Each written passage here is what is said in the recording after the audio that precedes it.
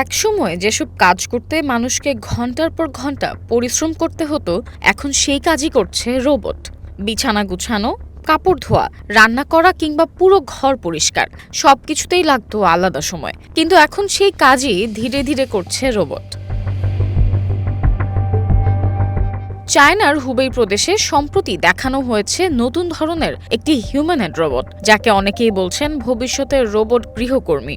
রয়টার্সের এক ভিডিওতে দেখা যায় মানুষের মতো হাত ব্যবহার করে বিছানার চাদর ঠিক করছে রোবটটি, তারপর রান্নাঘরে গিয়ে মাইক্রোওয়েভ চালাচ্ছে, এমনকি স্ক্রাম্বলড এগও রান্না করছে বেশ স্বাভাবিকভাবেই। শুধু রান্নাই না, ওয়াশিং মেশিনে কাপড় দেয়া, কাপড় ভাঁজ করা, ভেজা কাপড় শুকাতে ঝুলিয়ে রাখা, এসব কাজও করছে অনায়াসে। ঘর গুছিয়ে রাখতেও বেশ দক্ষ এই রোবট।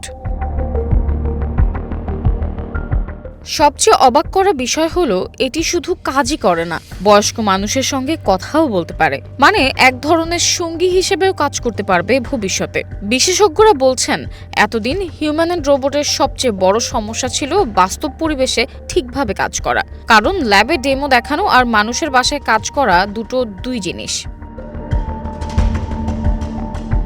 তবে এবার সেই সীমাবদ্ধতা কাটিয়ে বাস্তব ঘরোয়া পরিবেশে কাজ শুরু করতে যাচ্ছে এই রোবট। চীনের উহানের একটি সার্ভিস অ্যাপার্টমেন্টে চলতি মাসের শেষ থেকেই পরীক্ষামূলকভাবে ব্যবহার করা হবে এটিকে। প্রযুক্তির এই অগ্রগতিকে কেউ দেখছেন ভবিষ্যতের সুবিধা হিসেবে, আবার কেউ ভাবছেন একদিন কি মানুষের চাকরি দখল করে নেবে robot. Samiha Majumdar, one digital desk.